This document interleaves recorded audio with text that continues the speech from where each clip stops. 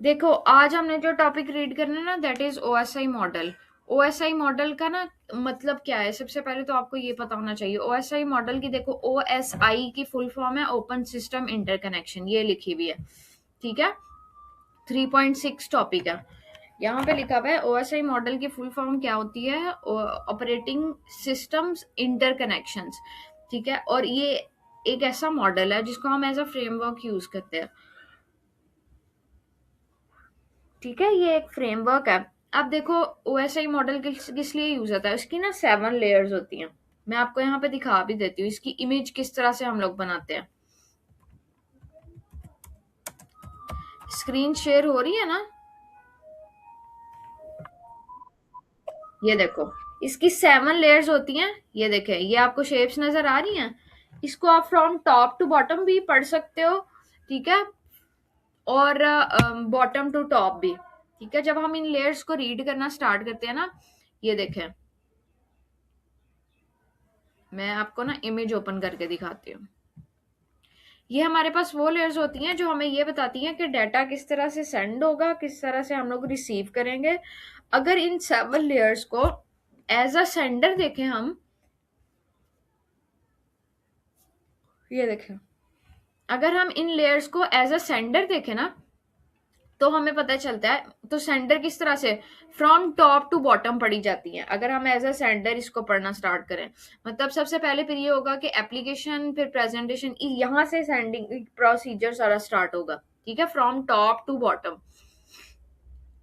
और अगर ये मैंने बताया कि एज अ सेंडर, सेंडर का मतलब ये होता है जब हम डाटा सेंड कर रहे होते हैं ना, तो हम इन लेयर्स को देखते हैं फ्रॉम टॉप टू बॉटम। यानी सबसे पहले फिर हमारी एप्लीकेशन लेयर यूज होती है, फिर प्रेजेंटेशन लेयर, फिर session layer, transport, and then all that.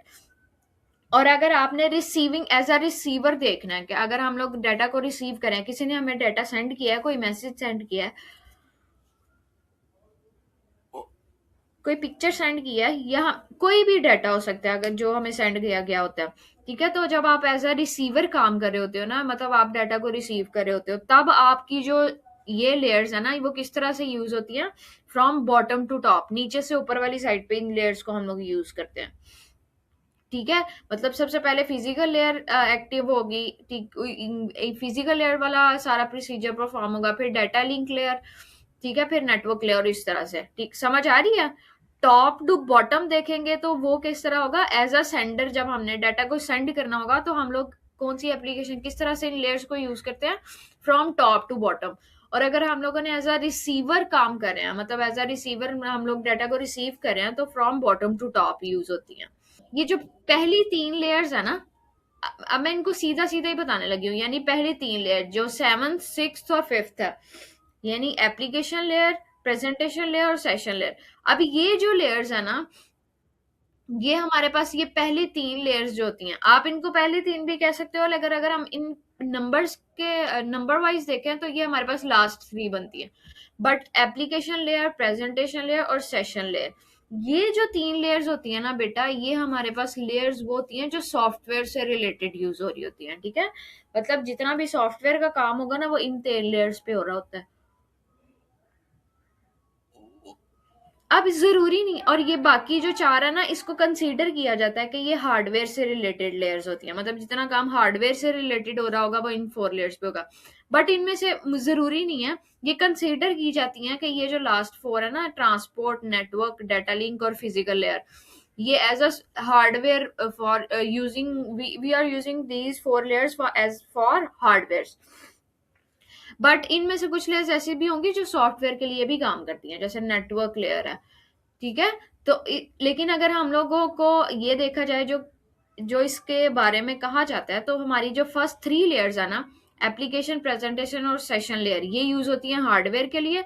और ये जो रेस्ट ऑफ द 4 लेयर्स हैं, ये किस लिए यूज होती हैं, सॉरी, ये फर्स्ट 3 जो होती हैं सॉफ्टवेयर के लिए यूज होती हैं, और ये जो 4 रेस्ट ऑफ द 4 लेयर्स हैं, ये यूज होती हैं हार्डवेयर के लिए। ठीक है, पहली 3 सॉफ्टवेयर लेयर्स के लिए कंसीडर होती हैं, और लास्ट वाली 4 हार्डवेयर के लिए। क्लियर हुआ?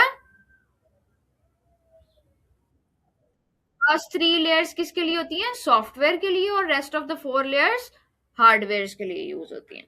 अब देखो इनका काम क्या है। और ये जो ट्रांसपोर्ट लेयर होती है ना, इसको heart of the OSI model कहा जाता है, ठीक है।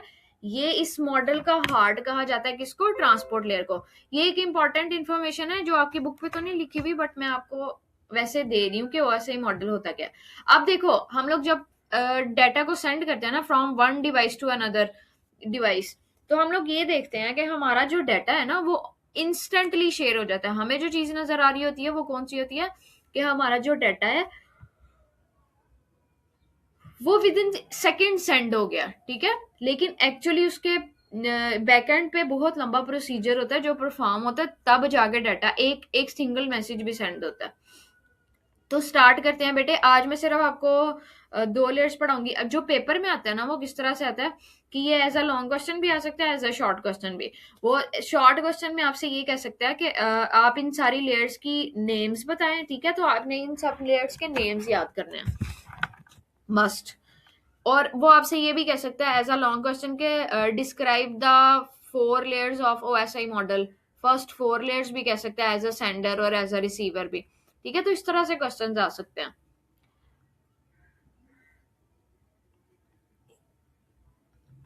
अच्छा, ये देखो, ये ओएसआई मॉडल क्या होता है। सबसे पहले तो ये पढ़ते हैं। OSI model is a framework. OSI model एक ऐसा फ्रेमवर्क होता है। अब फ्रेमवर्क क्या है? ये जो वर्ड है हमारे पास, फ्रेमवर्क का मतलब होता है स्ट्रक्चर, किसी चीज का स्ट्रक्चर। तो फ्रेमवर्क, ओएसआई मॉडल हमारे पास ऐसा स्ट्रक्चर है या फ्रेमवर्क है जिसको हम किस लिए यूज कर रहे हैं? Use to understand how different networking protocols interact. कि डिफरेंट नेटवर्किंग प्रोटोकॉल मतलब नेटवर्क, आपको पता है ना, हर जो इंटरनेट होता है, हर डिवाइस जो होती है, जितनी भी हम लोग राउटर्स यूज करते हैं, उस हर राउटर का अपना यूनिक आईपी एड्रेस होता है, ठीक है। आईपी किसको कहते हैं? इंटरनेट प्रोटोकॉल एड्रेस, ठीक है। तो अब वो, अब डिफरेंट नेटवर्क, अब एक मेरा है जो राउटर मैं यूज कर रही हूँ, जो इंटरनेट मैं यूज कर रही हूँ, एक आपका है। तो मेरा भी यूनिक होगा, आपका भी यूनिक होगा। तो जब इन दो इंटरनेट ने, जब इन दो राउटर्स ने, जब इन दो प्रोटोकॉल्स ने, यानी इंटरनेट प्रोटोकॉल्स ने आपस में इंटरेक्ट करना होता है ना, तो हम लोग क्या यूज करते हैं? उसके लिए हम लोग ओएसआई मॉडल का एक फ्रेमवर्क समझते हैं, ठीक है। मतलब जो स्टेप्स परफॉर्म होते हैं ना, वो ओएसआई मॉडल वाले होते हैं, जो इसमें जो लेयर्स लिखी गई हैं उसके अकॉर्डिंग। तो ओएसआई मॉडल हम किस लिए यूज कर रहे हैं? ये एक ऐसा फ्रेमवर्क है जो हम लोग किस लिए यूज करते हैं?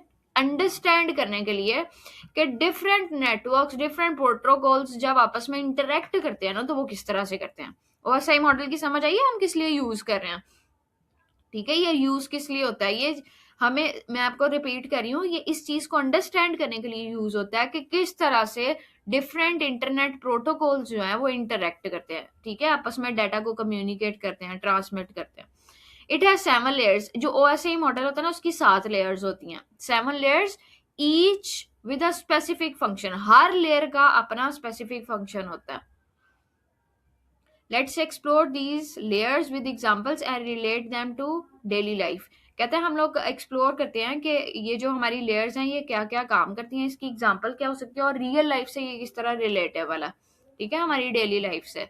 तो ध्यान से आप लोगों ने समझना है। और इसकी जो डायग्राम है ना, ये जो डायग्राम मैंने आपको दिखाई है, ये बहुत इंपॉर्टेंट है, ठीक है, ये वाली डायग्राम।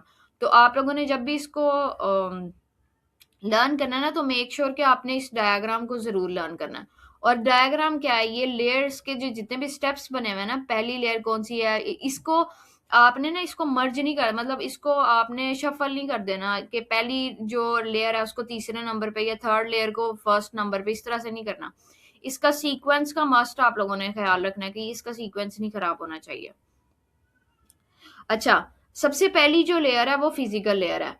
ये देखो, आपकी बुक पे जो लेयर्स लिखी हुई है ना, वो सबसे पहली लेयर फिजिकल लेयर लिखी हुई है।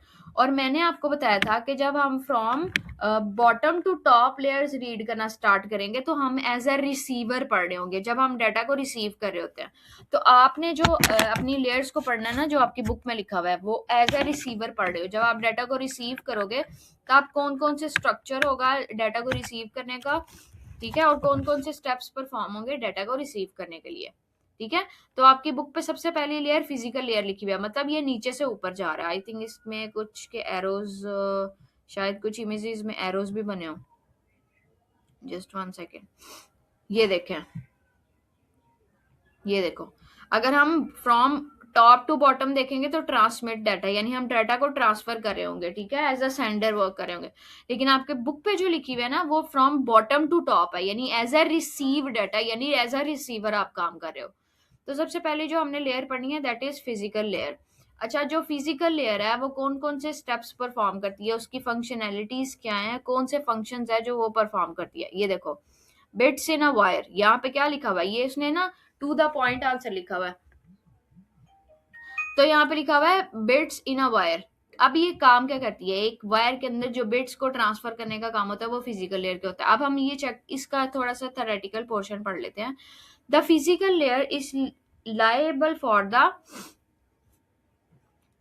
Actual connections between devices. अब इसका जो काम है ना, जो फिजिकल लेयर होती है हमारी, एज अ रिसीवर काम कर रहे हैं, कि मतलब आप डाटा को रिसीव करने लगे हैं ना, तो कौन कौन से स्टेप्स परफॉर्म होंगे वो हम इन लेयर्स में पढ़ेंगे। The physical layer is liable for actual connection between devices. Physical layer क्या करेगी, जो कनेक्शंस को क्या करेगी, एक्चुअल कनेक्शन डिवाइसेस के दरमियान। ऑब्वियसली जब हम डाटा को रिसीव कर रहे होते हैं तो सेंडर और रिसीवर के दरमियान एक कनेक्शन बिल्ट हुआ होता है, तब हमारे पास जो डाटा है वो सेंड होता है या रिसीव होता है। तो फिजिकल लेयर क्या करती है कि लाएबल बनाती है एक्चुअल कनेक्शन डिवाइसेस के दरमियान, कनेक्शंस को बिल्ड करवाने का काम, या इसके क्या करती है, एक्चुअल कनेक्शन डिवाइसेस के दरमियान कनेक्शंस को लाएबल बनाती है। The process of sending data, physical layer में पता है क्या होता है, प्रोसेस ऑफ सेंडिंग डाटा। जब हम डाटा को सेंड कर रहे होते हैं ना, और हम लोग एज ए रिसीवर काम कर रहे हैं, तो जब हम डाटा को सेंड या रिसीव कर रहे होते हैं, तो जो अनप्रोसेस डाटा होता है, हमारे पास डाटा ना बिट्स की फॉर्म में आता है। मतलब डाटा जब from one device to another device send होता है तो वो बिट्स की फॉर्म में सेंड होता है। तो हमारे पास जब एक अनप्रोसेस्ड डाटा होता है, ऑब्वियसली उसमें अभी प्रोसेसिंग तो नहीं हुई होती, तो जब हमारे पास अनप्रोसेस्ड डाटा बिट्स की फॉर्म में शेयर होता है via physical medium is focused here. तो याद रखना कि ऑब्वियसली जब हम डाटा सेंड कर रहे होगे या रिसीव कर रहे होगे, तो एक फिजिकल मीडियम तो यूज होगा ही होगा। ऐसे ही है ना, कि एक हार्डवेयर तो यूज होगा फिजिकल, जब हम डाटा को सेंड या रिसीव करेंगे। कोई भी कंप्यूटर हो सकता है, मोबाइल हो सकता है, कोई भी डिवाइस या टेक्नोलॉजी हो सकती है जिसमें हम लोग डाटा को सेंड कर रहे होंगे या रिसीव कर रहे होंगे। तो कहता है जब आप डाटा को रिसीव कर रहे होते हो, क्योंकि आप पहले फिजिकल लेयर पढ़ रहे हो, तो इट्स मीन आप एज अ रिसीवर काम कर रहे हो, तो जब आप डाटा को रिसीव करोगे तो आपके पास डाटा अनप्रोसेस्ड डाटा होगा, उस पर अभी प्रोसेसिंग परफॉर्म नहीं हुई होगी और बिट्स की फॉर्म में होगा। तो वाया फिजिकल में, किसके थ्रू, एक फिजिकल मीडियम के थ्रू, ठीक है। तो जब डिवाइसेस के दरमियान, ये यहाँ पे एग्जांपल लिखी हुई है, जब एक ऑब्वियसली जब डाटा, हर जब भी हम लोग डाटा को सेंड करेंगे तो हमारी डिवाइस कहीं ना कहीं कनेक्टेड होगी किसी वायर्ड नेटवर्क के साथ, मतलब केबल जरूर अटैच होगी। तो केबल के दरमियान जब डाटा को हम केबल से रिसीव करते हैं ना, तो हमारी कौन सी लेयर यूज हो रही होती है, फिजिकल लेयर। अब मैं आपको एक चीज बता दूं, फिजिकल लेयर इट सेल्फ खुद जाके जो है ना डाटा को रिसीव नहीं करी होती, ये एक सिर्फ कॉन्सेप्ट है कि डाटा को किस तरह सेंड किया जाता है, किस तरह से रिसीव किया जाता है, कौन कौन सी फंक्शनैलिटीज परफॉर्म होती है डाटा सेंड करने में और रिसीव करने में, और कौन कौन से स्टेप्स हैं जो परफॉर्म होते हैं, मतलब सीक्वेंस वाइज, सीक्वेंस क्या होता है उन स्टेप्स का। तो ओएसआई मॉडल जो है ना, ये जितनी भी लेयर्स हैं, ये सिर्फ एक कॉन्सेप्ट है, ठीक है। या यहाँ पे उसने अगर स्ट्रक्चर का, फ्रेमवर्क का वर्ड यूज किया, तो वो एक स्ट्रक्चर है, ठीक है। अब देखो, मैंने आपसे कहा जब केबल्स से डाटा रिसीव होता है बिट्स की फॉर्म में, तो हमारी कौन सी लेयर यूज हो रही होती है, फिजिकल लेयर।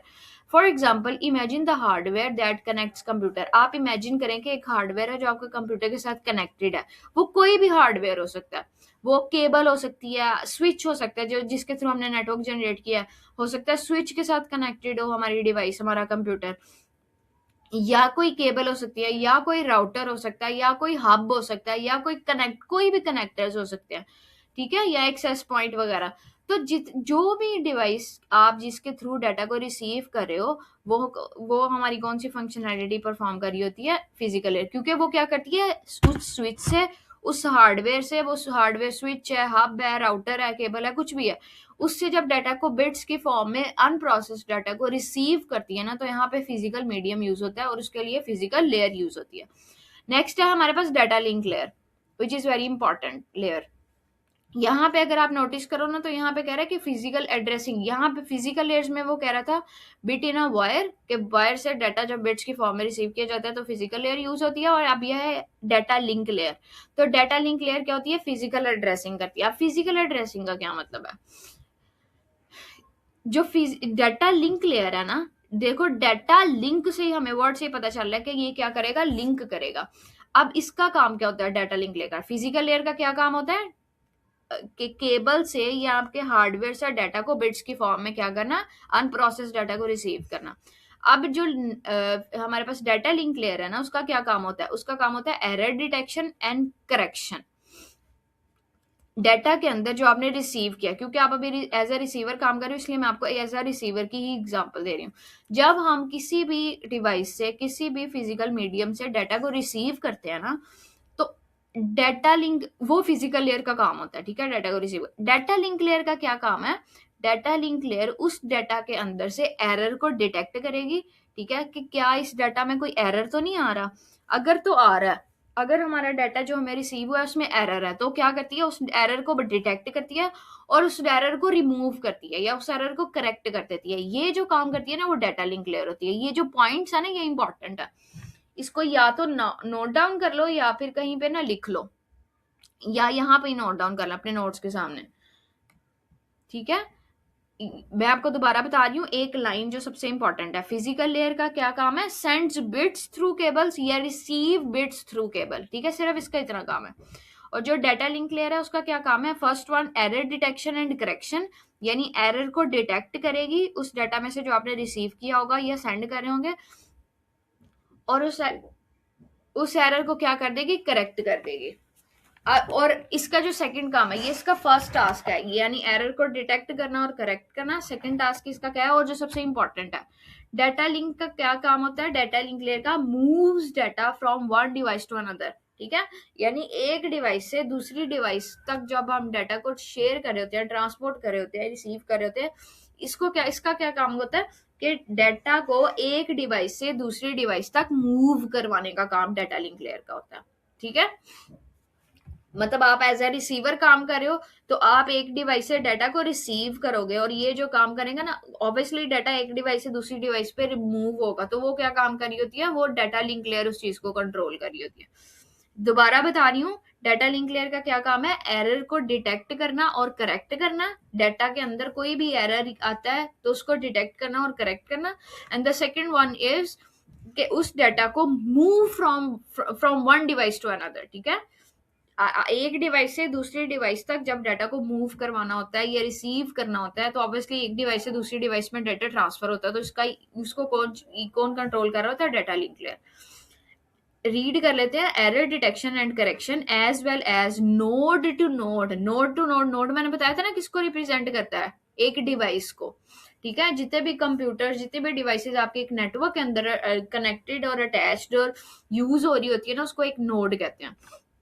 तो कहते हैं कि एज वेल एज, और दूसरा काम इसका क्या है? कि नोड टू नोड डाटा को ट्रांसपोर्ट जब करना है ना, कि मतलब एक डिवाइस से दूसरी डिवाइस, एक कंप्यूटर से दूसरे कंप्यूटर, एक नेटवर्क से दूसरे नेटवर्क तक जब आपका डाटा ट्रांसफर होगा, तो उसको कौन हैंडल कर रहा होगा? ऑब्वियसली डाटा लिंक लेयर उस चीज को हैंडल कर रही होगी। नेक्स्ट देखें बेटा, इट इंश्योर्स, ये और क्या चीज इंश्योर करती है? ये इस चीज को इंश्योर करती है कि आपका जो डाटा है ना, वो क्या होना चाहिए। मैंने आपको बताया था ना कि इसका क्या काम होता है, ये कौन कौन सा काम करती है। ये आपके डाटा को ना एरर फ्री बनाती है, डिटेक्ट करेगी, और जब उसको एरर को डिटेक्ट करके रिमूव कर देगी, तो ऑब्वियसली क्या होगा? आपका जो डाटा है वो एरर फ्री, मतलब आपकी जितनी भी ट्रांजेक्शन है वो एरर फ्री हो जाएगी। तो ये क्या डाटा लिंक लेयर इंश्योर करती है? It ensures error free data transmit from the physical layer. कि आप फिजिकल लेयर से डाटा जब ट्रांसफर हो रहा है या रिसीव हो रहा है, तो वो क्या होना चाहिए? इट मेक श्योर कि वो डाटा क्या हो? एरर फ्री हो। For example, think a data link layer as a traffic lights as intersections. कि आप ये समझ लें कि आपके रियल लाइफ में जैसे एक ट्रैफिक लाइट्स का काम करती है ना, ट्रैफिक लाइट्स जो काम करती हैं, आप सोचे कि डाटा लिंक लेयर वो काम करिए। और ट्रैफिक लाइट्स का क्या काम होता है? Which manages the flow of cars. यानी रियल लाइफ में आपकी जो ट्रैफिक लाइट्स होती हैं, उनका जो टास्क होता है ना, उनकी जो ड्यूटी होती है, उन्होंने जिस चीज को हैंडल करना होता है, वो क्या होता है, फ्लो ऑफ कार्स होता है, कि कार्स जो है वो राइट साइड से कब मूव करें, लेफ्ट साइड से कब मूव करें, ठीक है। और कार्स का फ्लो क्या होना चाहिए, पहले आने वाली कार्स मूव करें, जाने वाली। तो डेटा लिंक लेयर भी एज अ ट्रैफिक लाइट्स काम कर रही होती है, कि वो ये जो ट्रैफिक लाइट्स हैं वो फ्लो ऑफ कार्स को कंट्रोल कर रही होती हैं, जबकि डेटा लिंक लेयर क्या करती है, आपके फ्लो ऑफ डाटा को कंट्रोल कर रही होती है। एंड प्रिवेंट क्लाइंट्स, और कोई भी कोलिजन, कोई भी इशू या कोई भी एरर है उसको कंट्रोल करती है। और प्रिवेंट का मतलब होता है अवॉइड करना, ठीक है। तो इस चीज को अवॉइड करती है कि आपका जो डाटा है, इट मेक श्योर कि वो एरर फ्री हो, और अगर कोई एरर आ रहा है तो उसको डिटेक्ट करके करेक्शन करती है, ठीक है। तो इसके दो काम है, आपके एरर को डिटेक्ट करके करेक्ट करेगी, and the second one is आपके डाटा के फ्लो को कंट्रोल कर रही होती है, ठीक है। आप इस टॉपिक को ना वो कर प्रिपेयर करें, कोई क्वेश्चन हुआ तो आप मुझसे कांटेक्ट कर सकते हो। टेक केयर बेटे, अल्लाह हाफिज।